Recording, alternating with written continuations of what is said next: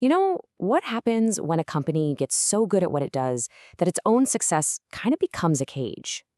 That's really at the heart of the consulting expert's dilemma. And it's a story all about how the very things that build a business can start to tear it down. It sounds totally backwards, right? But for consulting experts, the very pillars of their success were about to turn into major roadblocks.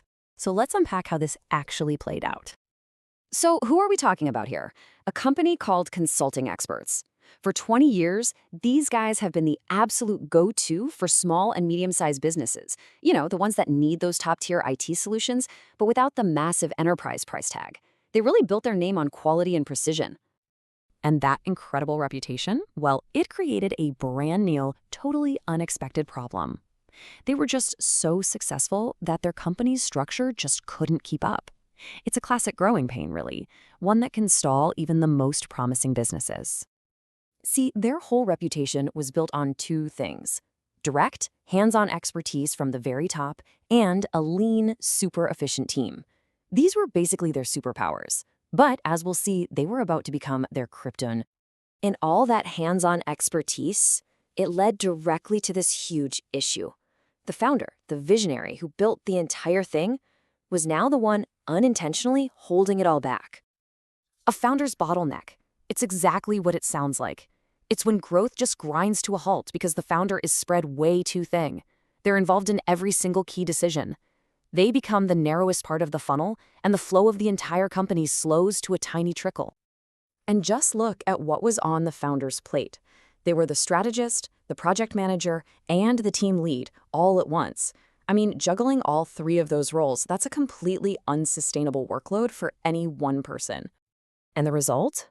Well, juggling projects, managing a team, left little room for forward-thinking initiatives. Think about it.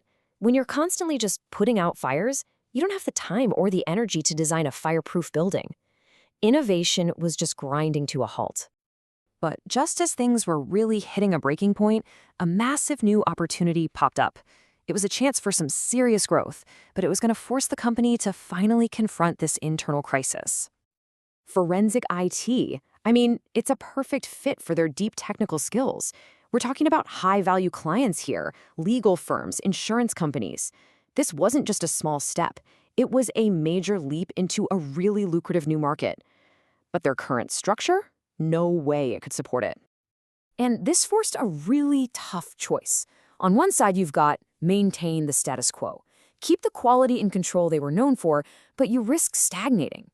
On the other side, restructure for growth. Chase this awesome new market, but you risk losing the very culture that made you special in the first place. So what would you do? They knew a gut decision just wasn't going to cut it. To forge a new path, they needed a real blueprint. So here's how they methodically designed their solution.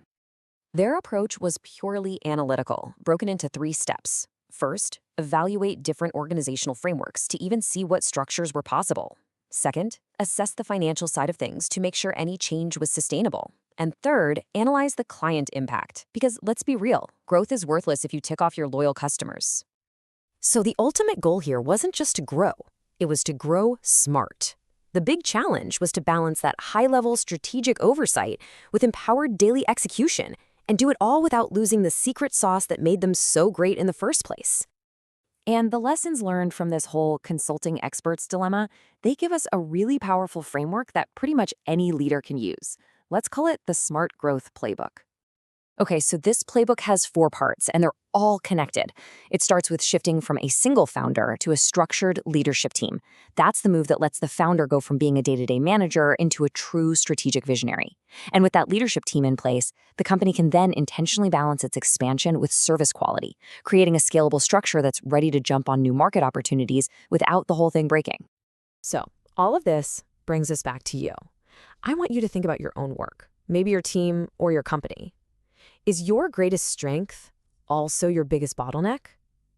That's a really powerful question to sit with.